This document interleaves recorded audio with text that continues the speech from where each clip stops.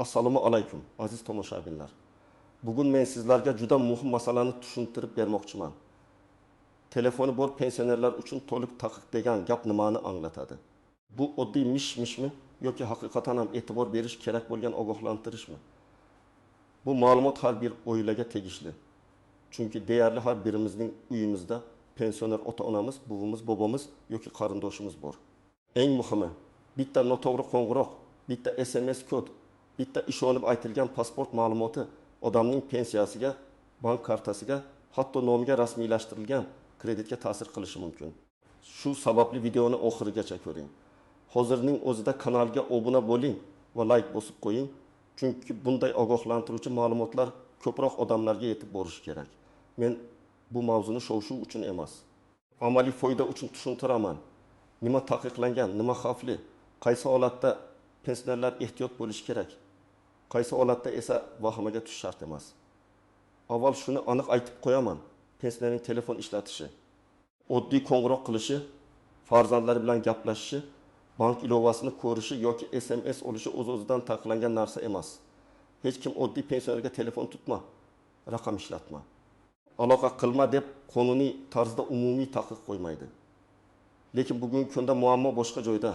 Telefon pensionerlar uchun eng katta xavf eshigiga aylangan. Firibgarlar aynan telefon orqali ishonchga kiradi. Aynan telefon orqali kod so'raydi. Aynan telefon orqali karta ma'lumotlarini oladi. Aynan telefon orqali odamni qo'rqitib, shoshirib, noto'g'ri qaror qabul qildiradi. Oldin qanday edi? Oldin pensioner pensiyasini asosan naqd pulda olardi yoki pochta orqali, mahalla orqali, bank kassasi orqali murojaat qilardi. Telefon faqat gaplashish vositasi edi. Agar biror muammo bo'lsa, odam bankka borardi. Pensiya jamg'armasiga borardi. Mahalla raisidan so'rardi. Firibgarlik ham bor edi, lekin ko'proq yuzma-yuz bo'lardi. Kimdir kelib hujjat so'rardi, kimdir o'zini xodim deb tanishtirardi. Hozir esa hammasi raqamli bo'lib ketdi. Pensiya kartaga tushadi. Bank SMS orqali tasdiqlash kodi yuboradi. Mobil ilovalar bor. Plastik karta bilan to'lov qilinadi. Telefon raqam karta va bank hisobiga bog'lanadi. Shuning uchun telefon endi shunchaki aloqa vositasi emas. U pensionerning puliga kirish kaliti bo'lib qoldi. Mana asosiy o'zgarish shu. Ko'p odamlar telefoni bor pensionerlar uchun to'liq taqiq degan iborani eshitib noto'g'ri tushunadi. Kimdir endi pensionerlarga telefon ishlatish mumkin emas ekan deb o'ylaydi. Kimdir pensiya olish uchun telefon raqami bo'lmasligi kerak deb vahima qiladi. Kimdir esa bank kartasi bo'lsa, telefonni bekor qilish kerak deb xulosa chiqaradi. Men ekspert sifatida buni oddiy qilib aytaman. Muammo telefonda emas, telefondan qanday foydalanishda. Taqiq deganda eng avvalo begona odamlarga kod aytish. Telefon orqali shaxsiy ma'lumot berish, noma'lum havolaga kirish, telefon orqali kredit yoki karta operatsiyasini tasdiqlash kabi xavfli harakatlar tushunilishi kerak. Birinchi va eng muhim qoida: hech qaysi bank xodimi, hech qaysi davlat idorasi xodimi, hech qaysi pensiya bo'limi vakili telefon qilib, sizdan SMS kodni ayting deb so'ramaydi. Agar kimdir telefon qilib, hozir sizga kod keldi, shu kodni ayting, aks holda pensiyangiz to'xtaydi desa, bu juda katta xavf belgisi. Kod bu kalit. Kod aytilsa, siz go'yoki eshik kalitini begona odamga berib qo'ygandek bo'lasiz. Masalan, bir pensioner onaxonning kartasiga har oy 1.200.000 so'm pensiya tushadi. U kishiga noma'lum raqamdan qo'ng'iroq bo'ladi. Qo'ng'iroq qilgan odam o'zini bank xavfsizlik bo'limidanman deb tanishtiradi. Sizning kartangizdan 800.000 so'm yechilmoqchi. Hozir biz operatsiyani to'xtatamiz. SMS kodni ayting deydi. Onaxon qo'rqadi, chunki 800.000 so'm uning dori-darmoniga, oziq-ovqatiga kerak pul. U shoshilib kodni aytadi. Natijada firibgar bank ilovasiga kiradi yoki pul o'tkazmasini tasdiqlaydi. Bir necha daqiqada kartadagi pul yechib olinadi. Bu holatda telefon taqiq emas, lekin kod aytish to'liq taqiqlanishi kerak bo'lgan harakat. Ikkinchi qoida: pensioner nomiga telefon raqami rasmiylashtirilgan bo'lsa, bu raqam orqali bank, kredit, elektron hamyon, to'lov tizimi va davlat xizmatlari bilan bog'liq harakatlar qilinishi mumkin. Shuning uchun raqam kimning qo'lida ekanini bilish juda muhim. Ba'zi oilalarda telefon raqami buvaning nomida, lekin undan nabiri foydalanadi.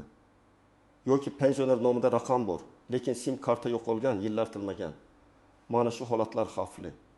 Chunki telefon raqami qayta tiklansa yoki begona odam qo'liga tushsa, u orqali turli xizmatlarga kirish ehtimoli paydo bo'ladi.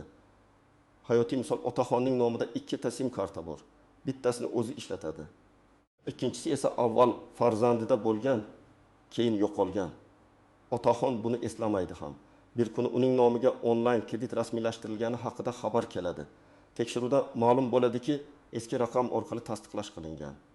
Albatta, bunday holatda hamma narsa darhol firibgarlik deb tan olinib ketmaydi. Isbot kerak bo'ladi, ariza kerak bo'ladi, tekshiruv kerak bo'ladi. Shuning uchun men doim aytaman. Pensioner nomidagi barcha raqamlarni bir marta tekshirtirish kerak. 3-qo'yda pensioner karta pasport, JSashir, tug'ilgan sana karta raqami, amal qilish muddati, telefon raqam, SMS kod. Bank ilovasi paroli kabi ma'lumotlarni telefon orqali aytmasligi kerak. Ko'pchilik karta raqamini aytsam hech narsa bo'lmaydi deb o'ylaydi. To'g'ri, faqat karta raqami bilan har doim ham pul yechib bo'lmaydi.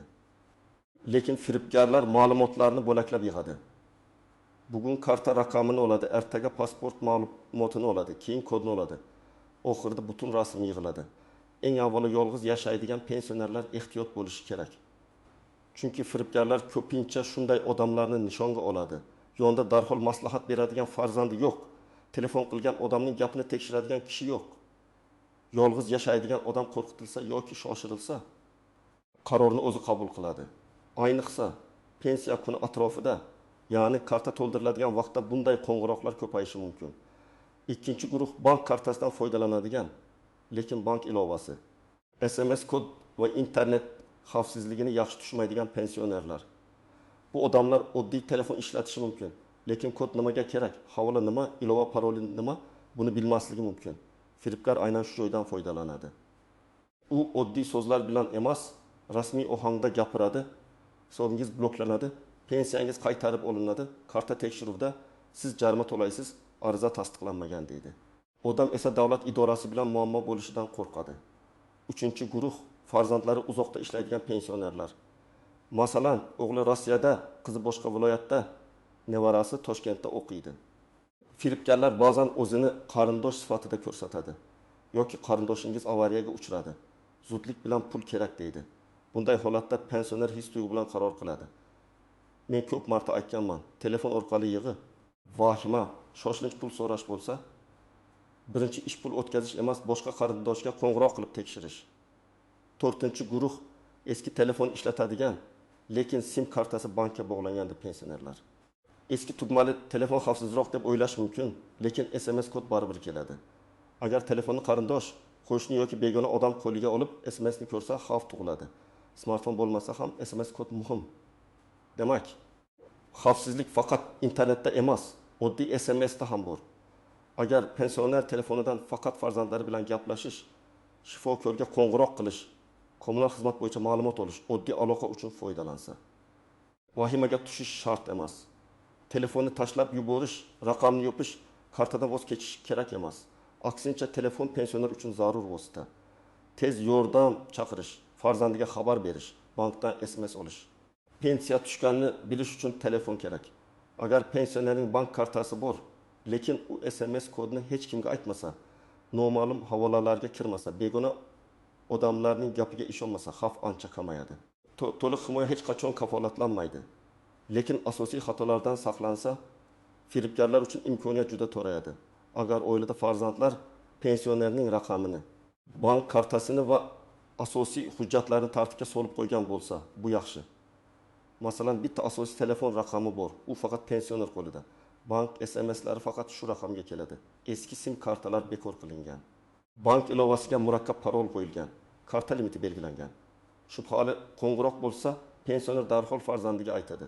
Mana shu tizim bo'lsa, telefon borligi muammo emas. Endi eng ko'p e'tibordan chetda qoladigan nozik joylarni aytaman.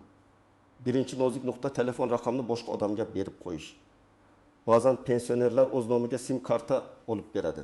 Qo'shning o'g'liga, qarindoshga, nevaraga, tanishga, chunki odamning pasporti yo'lda bo'lmaydi yoki unga raqam kerak bo'ladi. Bu juda xavfli odat. Raqam sizning nomingizda bo'lsa, ayrim holatlarda mas'uliyat ham sizga kelishi mumkin. Albatta, har bir vaziyat alohida ko'riladi, lekin muammo chiqqandan keyin isbotlash, tushuntirish, ariza yozish, idoralarga qatnash oson emas. Ikkinchi nozik nuqta, telefon yo'q bo'lsa, darhol sim kartani bloklash kerak. Ko'pchilik telefon yo'q bo'lsa, faqat apparatga achinadi. Aslida eng muhim narsa SIM karta. Agar telefonda bank SMS'lari, kontaktlar, rasmlar, hujjat suratlar bo'lsa, xavf yanada katta. Telefon yo'qolgan kuni operatorga murojaat qilib SIM kartani bloklash, bankka qo'ng'iroq qilib kartani vaqtincha bloklash, kerak bo'lsa parollarni almashtirish zarur. 3-nozik nuqta. Begona havolalar. Pensionerga SMS keladi. Sizga moddiy yordam ajratildi. Havolaga kiring. Pensiyangiz qayta hisoblandi. Ma'lumotni tasdiqlang. Kartangiz bloklanmasligi uchun anketani to'ldiring. Havola ko'rinishidan rasmiy saytga o'xshashi mumkin, lekin u soxta bo'lishi ehtimoli bor. U yerda pasport, karta, kod so'ralsa darhol to'xtash kerak. Davlat xizmatlari yoki banklar muhim jarayonlarda rasmiy ilova, rasmiy sayt. Bank filiali yoki belgilangan tartib orqali ishlaydi. SMS'dagi noma'lum havola orqali karta ma'lumotini kiritish xavfli. 4-nozik nuqta. Ovozli qo'ng'iroqda odamni ruhiy bosimga olish. Firibgarlar juda yaxshi aktyor bo'lishi mumkin. Ular rasmiy gapiradi, o'rtada go'yoki kol markaz shovqini bo'ladi. Ism familiyangizni aytishi ham mumkin. Ba'zan ular sizning kartangiz oxirgi 4 raqamini biladi. Odam shunda rostdan bank ekan deb o'ylaydi. Lekin ma'lumotning bir qismini bilish ularning haqiqiy xodimligini isbotlamaydi. Men har doim shunday maslahat beraman. Kim sizga qo'ng'iroq qilsa ham, men hozir o'zim bankning rasmiy raqamiga qayta qo'ng'iroq qilaman deng. Agar u odam shoshirsa, qo'rqitsa, telefonni qo'ymang desa, bu yanada shubhali. 5-nozik nuqta. Pensionerning roziligisiz uning telefonidan foydalanish. Oilada ba'zida farzand yoki nevaralar pensioner telefonini olib ilova o'rnatadi, kredit ko'radi, to'lov qiladi, karta ochadi. Keyin muammo chiqsa, pensioner nima bo'lganini tushunmay qoladi. Bu masalada oila ichida ham tartib bo'lishi kerak. Pensioner nomidagi karta telefon raqam va shaxsiy kabinetlardan faqat uning xabari va roziligi bilan foydalanish kerak. Endi men aniq nima qilish kerakligini bosqichma-bosqich aytaman. Birinchi qadam, pensioner nomidagi telefon raqamlarini tekshiring. Buning uchun aloqa operatorining rasmiy ofisiga pasport bilan borish mumkin. Odatda egasi o'z nomida nechta raqam borligini aniqlashtira oladi. Agar ishlatilmayotgan, yo'qolgan, begona odam qo'lida bo'lgan raqamlar bo'lsa, ularni bekor qilish yoki tartibga keltirish kerak. Bu ishni ortga surmang, chunki ko'p muammolar aynan eski raqamlardan boshlanadi. Ikkinchi qadam, bankka borib, karta qaysi telefon raqamga bog'langanini tekshiring. Pensionerning pensiya kartasi bitta ishonchli raqamga ulangan bo'lishi kerak. Agar eski raqamga SMS ketayotgan bo'lsa, uni yangilang. Bank xodimidan SMS xabarnoma, mobil ilova, karta limiti, onlayn to'lov imkoniyati haqida tushuntirish so'rang. Kerak bo'lsa, kunlik pul yechish yoki o'tkazish limitini pasaytirib qo'yish mumkin. Masalan, kartada 3 million so'm tursa, kunlik 300 ming yoki 200 ming so'm limit qo'yish ba'zi oilalar uchun xavfni kamaytiradi. Agar firibgar karta ma'lumotiga ega bo'lsa ham, hamma pulni birdan yechib ololmasligi mumkin. 3-qadam, pensionerga 3 ta jumlani yodlatib qo'ying. Birinchisi, kodni hech kimga aytmayman. Ikkinchisi, telefon orqali karta ma'lumotini bermayman. Uchinchisi, shubhali qo'ng'iroq bo'lsa, avval farzandimga yoki ishonchli odamga aytaman. Bu juda oddiy ko'rinadi, lekin amalda juda foydali. Chunki firibgarlar murakkab sxemadan ko'ra oddiy shoshirish usulidan ko'p foydalanadi. 4-qadam, telefon daftariga ishonchli raqamlarni aniq nom bilan yozib qo'ying. Masalan, o'g'lim, qizim, bank rasmiy raqami, tez yordam, mahalla, shifokor. Pensioner noma'lum raqamdan qo'ng'iroq bo'lsa, unga ishonmasligi, kerak bo'lsa telefonni qo'yib, telefon daftaridagi ishonchli raqamga o'zi qo'ng'iroq qilishi kerak. Bu yerda muhim farq bor. Kelgan qo'ng'iroqqa ishonish boshqa, rasmiy raqamga o'zingiz qo'ng'iroq qilish boshqa. 5-qadam. Hujjat suratlarini telefonda saqlamaslikka harakat qiling. Ko'pchilik pasport, plastik karta, pin kod yozilgan qog'oz. Bank shartnomasi suratini telefonda saqlaydi. Telefon yo'qolsa yoki kimdir ko'rsa, ma'lumot tarqaladi. Agar juda zarur bo'lsa, hech bo'lmasa karta orqa tomonidagi ma'lumotlar, kodlar, parollarni rasmga olmang. Pin kodni telefon kontaktiga, SMSga yoki qog'ozga karta bilan birga qo'yish ham xavfli. 6-qadam, shubhali holatda darhol harakat qiling. Agar pensioner kodni aytib yuborgan bo'lsa, buni yashirmaslik kerak. Ba'zi odamlar uyaladi, farzandim urushadi deb aytmaydi. Natijada vaqt o'tadi. Aslida birinchi daqiqalar muhim. Darhol bankning rasmiy raqamiga qo'ng'iroq qilib, kartani bloklash kerak. keyin bank filialiga borib ariza yozish kerak. Agar pul yechilgan bo'lsa, ichki ishlar organlariga murojaat qilish, qo'ng'iroq raqami, SMS'lar, karta operatsiyalari haqida ma'lumotlarni saqlash kerak. Telefonni tozalab tashlash yoki SMS'larni o'chirish kerak emas. Chunki ular dalil bo'lishi mumkin. 7-qadam. Pensioner nomiga kredit rasmiylashtirilmaganini vaqti bilan tekshirish. Buni banklar, kredit byurolari yoki rasmiy xizmatlar orqali aniqlash mumkin. Agar pensioner hech qachon kredit olmagan bo'lsa ham tekshirib turish zarar qilmaydi. Ayniqsa telefon raqami yo'qolgan, pasport nusxasi ko'p joyga berilgan yoki shubhali qo'ng'iroqlar bo'lgan bo'lsa, bu muhim. 8-qadam. Oilada kelishilgan qoida bo'lsin.